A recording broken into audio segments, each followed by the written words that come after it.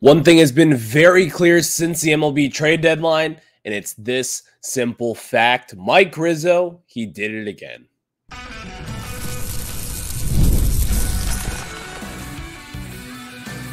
You are Locked On Nationals, your daily Washington Nationals podcast, part of the Locked On Podcast Network, your team every day.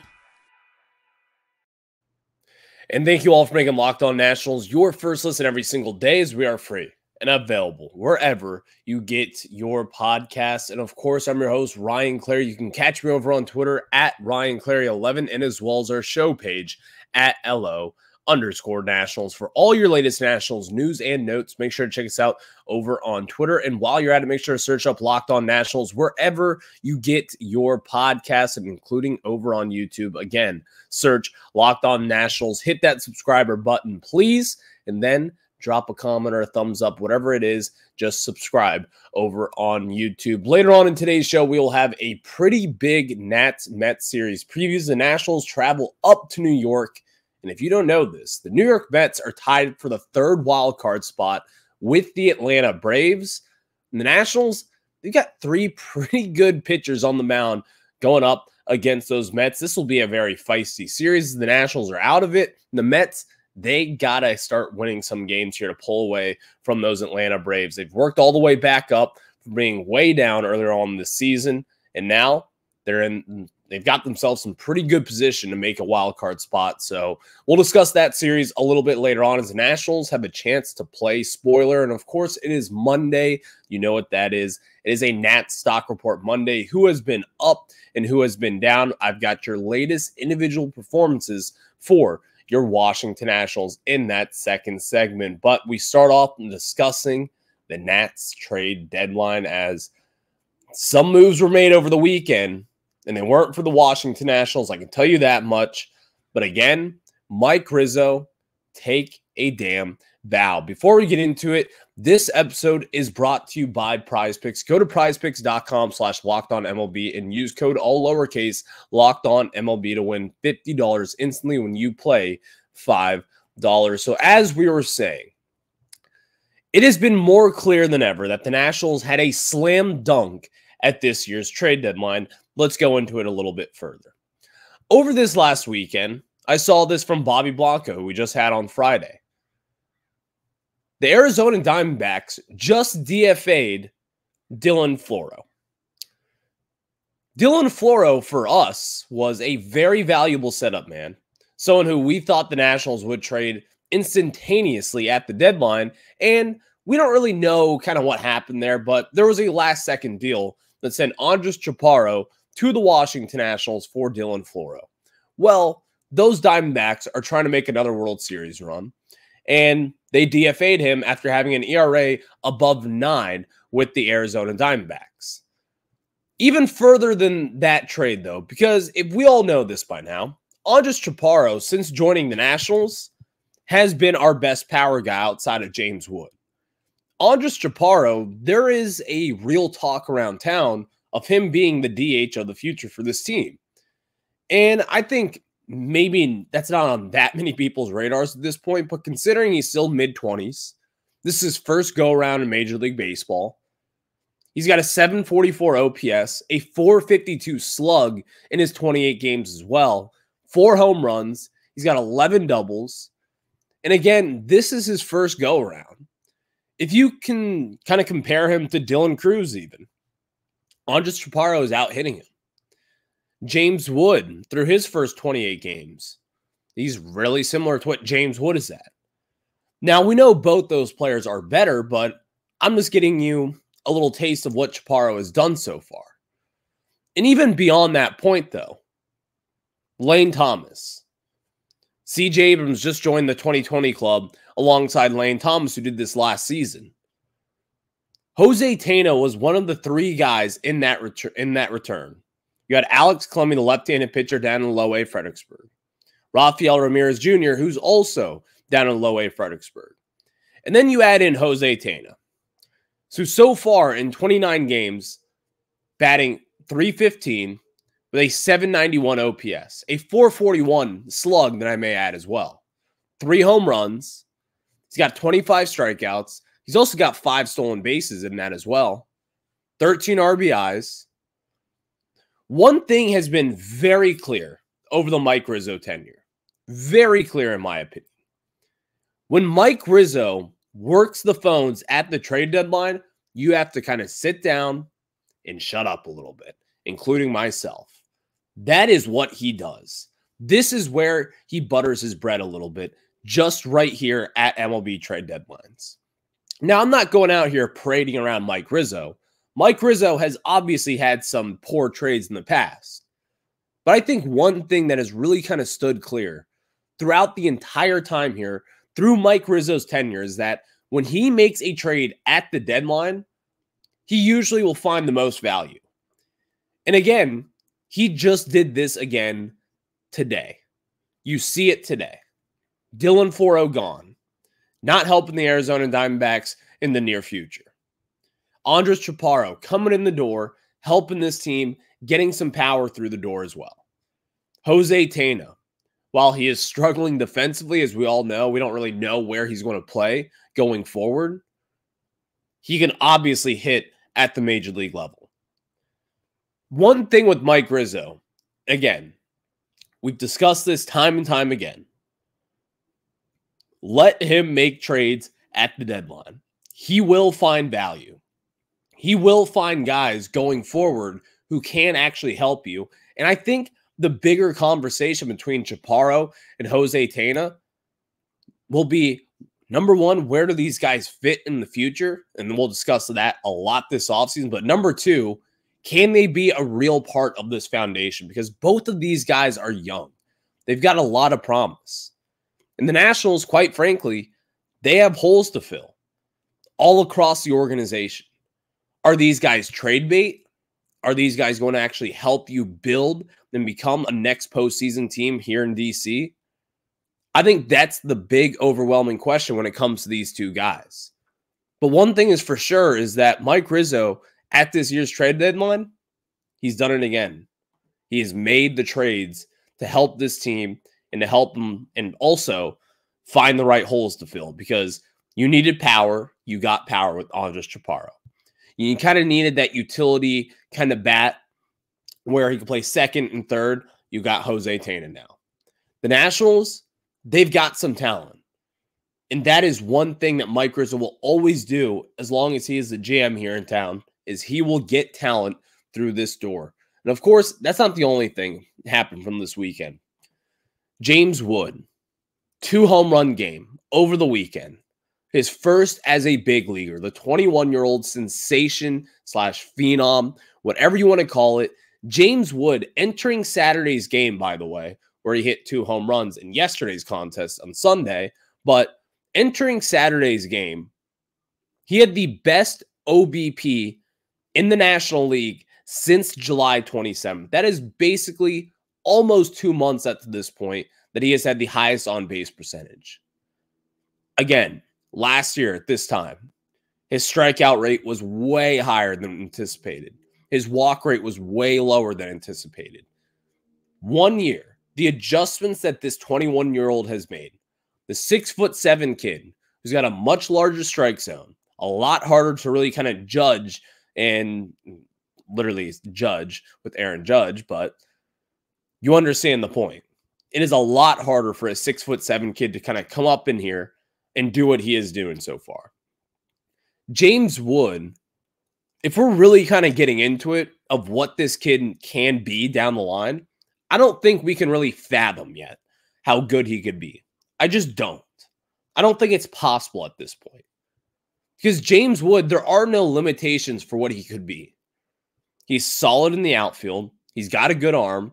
He can cover in the outfield as well. He's got incredible range. He can run the bases. He can get on base. He can hit for average. And he obviously hits for power. You saw those 2 home runs yesterday. James Wood is just one of the better prospects that we have seen in quite some time here in DC. Since Juan Soto, obviously. But James Wood entering today, the sky is the limit for him. And I think this weekend kind of reminded us of that fact. But thank you all for making Locked On Nationals your first listen every single day, as we are free and available wherever you get your podcasts. And next, we get into a Nats stock report as we've got the latest individual performances on the Washington Nationals. Before we get into it, though, today's episode is brought to you by our very good friends over at FanDuel, and you've heard us talk a lot about FanDuel, which is America's #1 sportsbook. Well, we have something a little different for you. Now through September 22nd, all FanDuel customers can bet $5 and get a 3-week free trial of NFL Sunday Ticket from YouTube and YouTube TV. Then with the YouTube TV base plan, you'll be able to watch every regular season Sunday afternoon out of market game. All you need is Google account and a current form of payment, and you can cancel any time. Like I know James Wood, who just hit 2 bombs yesterday. He is a New York Giants fan. Well, yesterday he got the in-market game. Unfortunately, he was playing baseball, but moving forward, James Wood, all he's got to do is download America's #1 sportsbook. And again, you can sign up for FanDuel and get free Sunday Ticket all the way through September 22nd. And all FanDuel customers can just bet $5 and get a 3-week free trial. All you'll have to do is visit FanDuel.com, which is America's #1 sportsbook.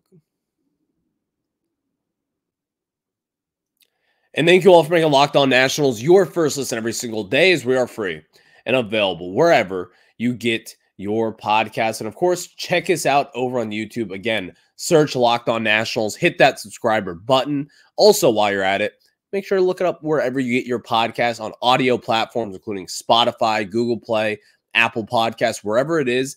That is where you'll find Locked On Nationals, and hit that subscriber button, please. Now let's get into a Nats stock report as who has been up and who has been down. Well, we start off looking in the bullpen, the back end of the bullpen. Someone who just collected his first major league save, Jose Ferrer, the left-handed pitcher. And Jose Ferrer was someone I was very excited about entering the season. I think Jose Ferrer is going to be a mainstay for the Nationals bullpen for hopefully years to come. And this is someone who's going to be under team control for the next 6+ seasons at this point. Jose Ferrer, in his last 15 games pitched, he's got 16 innings under his belt, 15 hits, which you would like to see a little bit lower, 2 earned runs, only 1 walk, and 13 strikeouts. He's got a 1 whip on the nose, a 1.13 ERA in those last 15 games pitched, and Jose Ferrer is starting to look up. You're starting to see why the Nationals are #1 high on this kid, and #2, why he's going to be a mainstay in this bullpen. I think a big kind of picture scenario for the Nationals, they've been able to develop starting pitchers. We know that. We've seen it. But I think another question is where will you have bullpen help? When will you have guys seriously help the back end of this bullpen? Because we are a little thin, and we're kind of running on thin ice, ultimately, overall, with the Nats bullpen. But Jose Ferrer is another one of these younger guys who has really pitched well down the stretch. And you see it now. And the Nationals are very high on this guy, and I think we can all understand as to why. #1, the walk rate. Only 1 walk over his last 16 innings pitched. Jose Ferrer has not really been talked about enough as someone who's really come in here and be a mainstay in this Nats bullpen. It is a big deal. You need guys like this. And the Nationals, luckily for them, they are getting that right here and right now. So stock up for Jose Ferrer, which means it's always followed by stock down. That's for left-handed hitter, utility guy, Joey Gallo. Over his last 15 games, 39 at-bats. He's only got 4 hits. In those 4 hits, though, he does have 2 home runs, 15 strikeouts, which truly isn't that bad for him. But he's batting .103, a .239 OBP, and a .282 slug. If you're Joey Gallo, which Joey Gallo is Joey Gallo, you need to hit for power. You need to. I don't expect you to hit for average. I don't expect you to have a low strikeout rate. What I do expect is to draw walks and to get on and to hit for power. Well, he has done basically neither of those over his last 15 games. And Joey Gallo is coming off the IL. You know, I think the writing is on the wall for him. It would have been nice to see the Nationals get something for him at the deadline. I don't know if any team were going to be willing to take on a gamble again with Joey Gallo. You weren't going to be giving up that much. But Joey Gallo is Joey Gallo at this point. The on-base percentage over the last 15 games, they aren't there. The slugging, it's not there. And his season OPS is now dipped below 600 for the first time in what seems like quite some time here. So Joey Gallo has not been all too impressive, unfortunately, but he gets a stock down on this stock report. Stock up for catcher Keibert Ruiz. Keibert Ruiz, really since he got sick, since May, he struggled early on in June there, but really since the clock hit, or when the calendar hit July rather, he has been really good. And I think these last 15 games have really kind of stepped it up even just a little bit more. Over his last 15 games, he's batting .273, a .317 OBP, a .455 slug, which is what you want to see from a power hitting catcher, and a .772 OPS. 15 hits in that time frame, only 1 home run, and 11 strikeouts. Keibert Ruiz is one of those guys where we say this all the time. A lot with these Nationals, and especially the younger guys. CJ Abrams, it's about consistency. Keibert Ruiz, it's about consistency. Those two guys and those two things, should be on their locker room. It should be every single day when they walk out in the Nationals park, there should be a consistency sign. Stay consistent, be consistent, wherever it is. They should be reminded that they have to stay consistent. And you might be wondering, what is it about that they need to be consistent with? His approach. When Keibert Ruiz has a good approach, these are the results. Being a little bit more selective with his hits, a little bit more selective in the pitch count, or wherever it is, taking your pitches. Keibert Ruiz has his low strikeout rate, which is great. But if you can be more selective and find the pitch that you want to hit, and that is better for you to hit, then the numbers will follow as well. If Keibert Ruiz finished the season with a .772 OPS, I think we would all be thrilled. It would be a huge step forward for the Nationals. Because we all know, defensively, he's not really going to get the job done. But offensively, that is where you rely on him. And that is where the Nationals should rely on him, by the way. Keibert Ruiz, it has not been a stellar season whatsoever. But in the second half, he has turned it around. And he does have overall better numbers from where he was earlier on in the first half of the season. So a stock up for Keibert Ruiz, and someone who was hot but is not anymore, Luis Garcia Jr. He gets a stock down. Over his last 15 games, he's only got 9 hits. He's got 11 strikeouts to 5 walks, a .319 slug, a .269 OBP. And again, similar to CJ Abrams and Keibert, his approach lately has not been good. You're kind of starting to see him fall back into his older ways where he's swinging at a lot of pitches outside the zone. He's not drawing walks. And ultimately, he just hasn't been that good. And I think the Nationals are starting to kind of realize that. And I'm sure someone is in his ear saying, go back to what you're doing early on in August when you're leading the National League in many different categories as far as second basemen go, right behind Ketel Marte with the Arizona Diamondbacks. But still, Luis Garcia Jr. does have promise. He does. I think he's showed us that this season. He will be an extension candidate, or he will be a trade piece for this team moving forward. But Luis Garcia Jr., the one thing with him is his approach. He is married with Keibert Ruiz as far as this goes. They are so both just similar hitters in a sense where their approach can be all out of whack. Everything seems out of line. And then all of a sudden it can click, which we have seen for a lot of this season with Garcia Jr., but recently it has not. Overall, I'm not too concerned with it, but it is a stock down on this stock report. Stock up for left-handed pitcher Mackenzie Gore. And one of my goals for the Nationals for the rest of September is to get Mackenzie Gore back on track.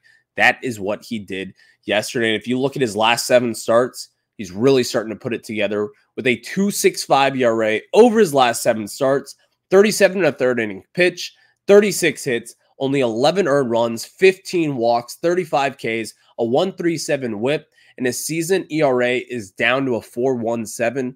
And if you were to just look at the ERA, I think it would paint a much different picture than really what the season has been for him. Gore has been a lot better than what the ERA has indicated. Up into the All-Star break, Mackenzie Gore probably could have and should have been an All-Star. He was your Nationals ace outside of Jake Irvin. But since then, in the summer, he really kind of fell off a little bit, had a rough patch there. But since then, he is starting to put it together. He just got 30 starts for the first time in his MLB career. And you're starting to really understand as to why this guy can be a front-of-the-line starter for your team. And again, don't get carried away with seeing a 4.17 ERA. His ERA is not going to be that when he is kind of in his prime, which should be next year, by the way, because this is his second full season as a starting pitcher. He's going to finish this year healthy, which is a huge stepping process in the Nationals really rebuild here. And once he does finish the year healthy, then you'll enter the offseason healthy as well. You'll go through your program. And I think next season, number one, he'll be your opening day starter no matter what. And number two, this will be a big deal for the Nationals in the development of their starting pitcher. So he gets a stock up as he is starting to put his mid-year struggles behind him, and he is starting to pitch some really good games here for the Washington Nationals. Thank you all for making Locked On Nats your first listen every single day.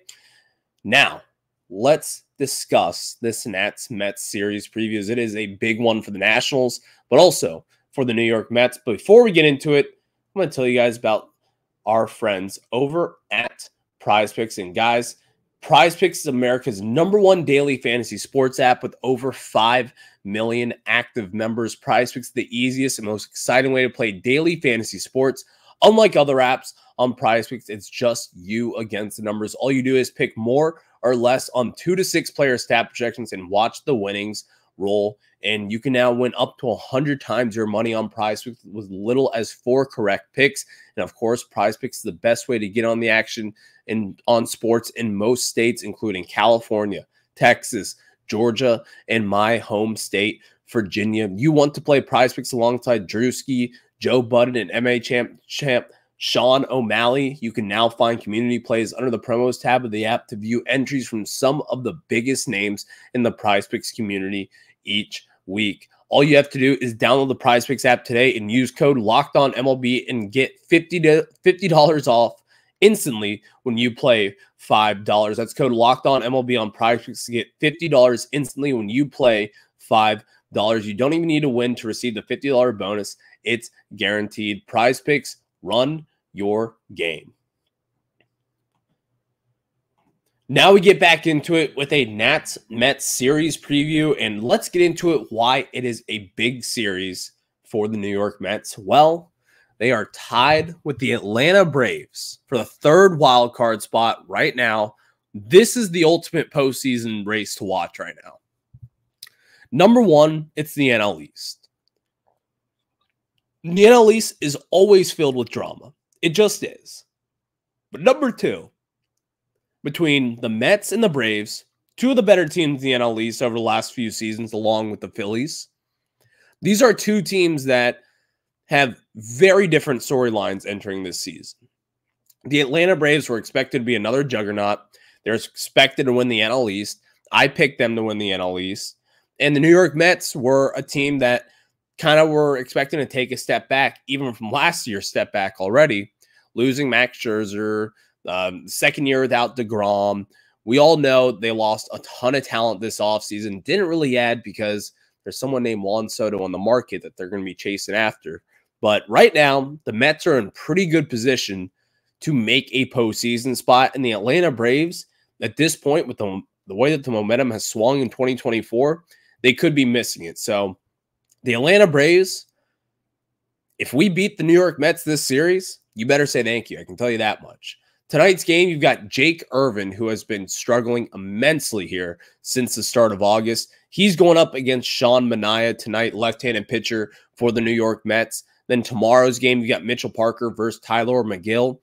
And then on Wednesday's game, you've got DJ Hers versus Jose Quintana. And of course, this is going to be one of those weird series. You just know it is because the Mets, they're playing for everything at this point. And the Nationals, they've got house money here. You're going to be trying to be the wrecking ball to the NL East. And I think the Nationals may do it. Tonight's going to be a pretty nice night at Citi Field. James Wood in the lineup. Maybe CJ Abrams, depending on what happens here, the future of him and his injury. But Dylan Cruz in the lineup as well. Jose Tena, Andres Chaparro. This is a new look Nats team right now, post-deadline. You've got some power in there. You've got some guys who can do damage. So let's see if the Nationals can do damage against one of the better teams in the National League in the second half of 2024. So we'll see how this series plays out. And of course, we will have the rest of that for you this week here on Locked On Nationals. You guys have a good week. Enjoy the game tonight.